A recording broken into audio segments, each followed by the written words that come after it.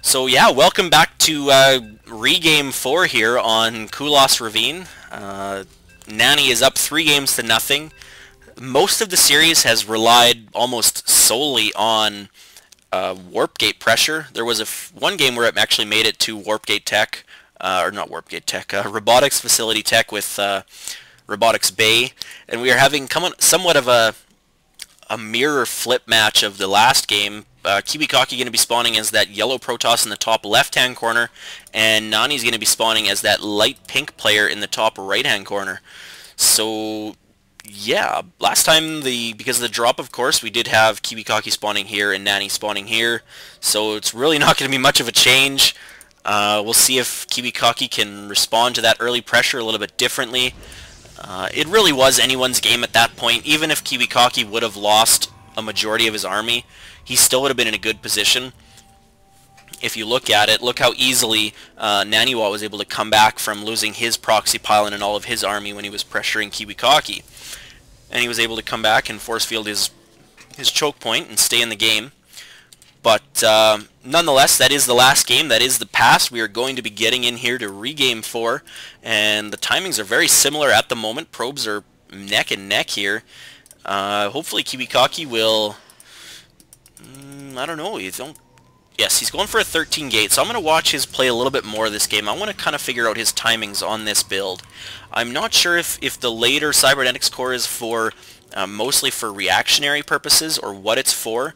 Maybe he doesn't want to be caught off by a double gate. And that's the only thing I can really think of, but not a lot of Protoss players will double gate anymore. Because of the fact that Zealots are an extra 5 seconds on build time, it allows your Protoss opponent to get Stalkers out that much faster. And that causes, well, Stalkers just own Zealots one-on-one if you did not know that. If you didn't know that, go play some StarCraft. But anyways, Kiwikaki here getting a somewhat late gas as well, and it looks like his pylon was a little bit later as well. His cybernetics core this time is right on the money though, so very good timing by Kiwikaki. I guess we are not going to get to investigate his timings that he used in the previous 4 games, or previous 3 games I should say. I'm not even going to count that 4th game. But Nani's cybernetics core is pretty much right on the money with Kiwikaki's. Actually, Kiwi's is like a few seconds before this time. But the scouting probes are making their way just now. They all scouted in the wrong directions, so they are just getting to their opponent's base. That early cybernetics core timing from Kiwi is probably because he didn't get to scout at all. But nothing really deviating right now. Actually, yes, we do have our first deviation. Naniwa is going to be going for that warp gate tech again with a second gateway, and Kiwikaki is going to be opening with a 1-gate robo. Nani's probe is going to see this. Of course, they outrun Zealots so much. Oh, poor Zealot. Look at him just chasing that probe. He needs his Zealot leg upgrade to catch him. But he does not have that upgrade. It is way too early, and that probe is going to get out of there safe and sound. Meanwhile, Kiwikaki's probe was almost dead. He was able to regenerate his shields, but he's going to be able to get out before that Stalker does. So, yeah, both probes are staying alive. I don't think either unit's lost a unit, or either player's lost a unit. No, they have not. So the warp gate tech from Kiwikaki's only slightly behind. He must have chrono boosted it once because he does have this robotics facility up, and he was forced to spend his first 100 gas on that. Excuse me, I need a drink.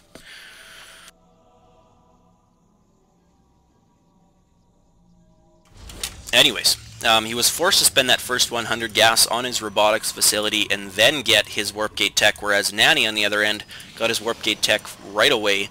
And now with Nani chrono boosting that, he probably will get it out a little bit quicker. I do not see a Twilight Council and no 4th warp gate. Oh, and robotics facility. That's peculiar. So 3-gate into robo is not very common. He does have a proxy pylon just starting here now, so he's going to try to put on some pressure.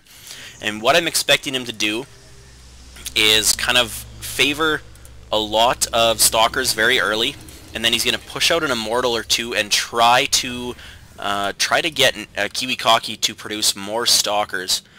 But I don't know. Kiwikaki right now is focusing mostly on Zealots and Immortals, so Immortals aren't going to be a really good option against this army. Kiwikaki is going to see this forcing coming. The probe is going to get taken out. A little bit of scooting shooting by these stalkers. Very nice micro, forcing, or excuse me, allowing the zealots to get ahead of the army. You don't want your stalkers going in first because your zealots can get caught up. 2 immortals are out, so these stalkers are going to be in a lot of trouble. Of course, immortals do move the same speed as zealots and sentries, so the stalkers can outrun them as well. And they're just continually running back. The immortals are wasting their shots on the zealots, but the zealots do go down, and now the immortals are just continually chasing away these stalkers. More zealots come in to take some fire from the immortals, and engagement is going to happen. One immortal gets caught off guard, and the zealots do take it out, so he's in a lot of trouble right now. Nani pulling back one of his stalkers. That second immortal is going to go down, and he's in a lot of trouble, but the third one is out and is going to clean up these stalkers. But the zealots are still here, and wow, one stalker gets to the back of the base. He's going to get some scouting info off. He's going to see what's going on. Kiwi sticking to a very immortal zealot heavy build. He's just now getting his second gas, and I was wrong. Immortals are not coming out for Nani. He is getting a robotics bay instead, so going straight for Colossi. I do like this because Colossi can reinforce the army when you're pushing so fast. They can just come straight over this ledge, and they allow, well, you can reinforce a lot faster than, like, say, Immortals who have to walk all the way around. It's very hard to be very aggressive with Immortals on a map like this. But it looks like Nani's just working in some sentries as well, maybe to use some force fields or guardian shields. But it looks like Kiwikaki is going to find this forward pylon. He is going to take it out before Naniwa does get back here to take this, or to defend it. Pylon goes down. The Immortals focusing down the Stalker. That is very good, or signs of a very good player when the Immortals can focus on any Stalkers or any armored units that they can.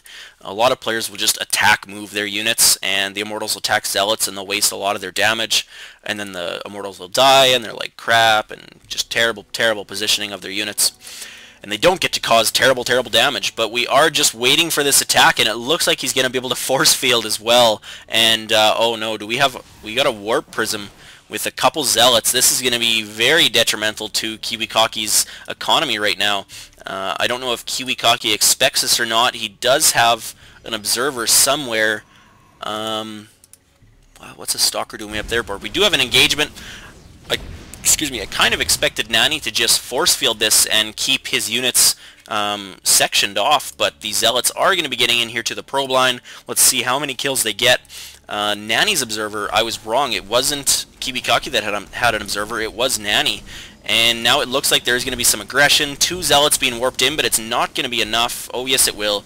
Nani was not focusing fire on the Zealots. If he would have been killing the Zealots while they were warping in, they would have took extra damage and got killed a lot faster. But he does pull up the one Zealot back into the Warp Prism. Robotics Bay is up for both players. There was a small engagement here, but nothing really got taken out, just shields. And it looks like both players are researching Lance? No. Nani was not researching the extended thermal lance. So Kiwikaki just pulling back to his base. I would like to see him throw an expansion down. He almost has enough minerals, but he's just going to keep producing units. And likewise, I would like to see Nani break down these rocks and take that expansion. I think I'd like to see Protoss play when there's more than one base. So many PvP matches, all you see is one base versus one base. And it tends to end in the first 12 minutes because, of course, you get mined out very fast. If you look at Nani's base, or Nani's probes, he's got 33 probes over Kiwikaki. I think this is the first time in the series that Nani's had the economic advantage over top of Kiwikaki. Kiwikaki may be playing a little more aggressive now with 2 Immortals and a Colossi and a ton of Zealots. Those Zealots would be awesome if they had charge right now, but they do not.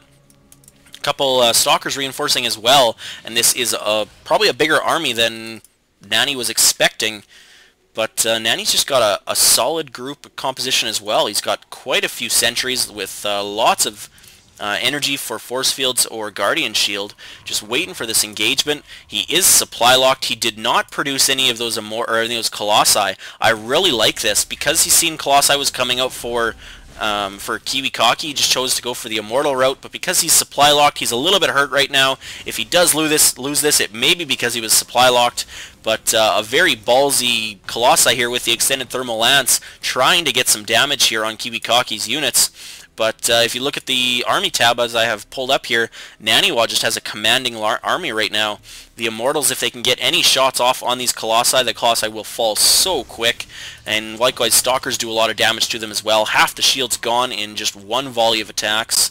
And with such a zealot-heavy army, I don't know if Kiwikaki can push in right now. He's waiting for another Colossi or two before he wants to push in. And right now, force fields are going to be virtually useless because of the Colossi. If you did not know, massive units, Colossi, Thors, and Immortals can just push right through force fields. They just kill them. That's kind of cool. Kill them, destroy them, banish them, whatever you want to call it. But now that Nani's got the 3 Immortals on the field, he is switching over to Colossi as well. He does not have the extended thermal lance. Very nice job by Kiwikaki. He does not have an observer, and he had no other way to check if there was an expansion up here, so he just pops his Colossi up real quick to see what there is, and now the Colossi just continually causing a little bit of damage, depleting some shields, and then running back. They do walk fairly quick, the same speed as Immortals and unupgraded Zealots and Sentries, 2.25.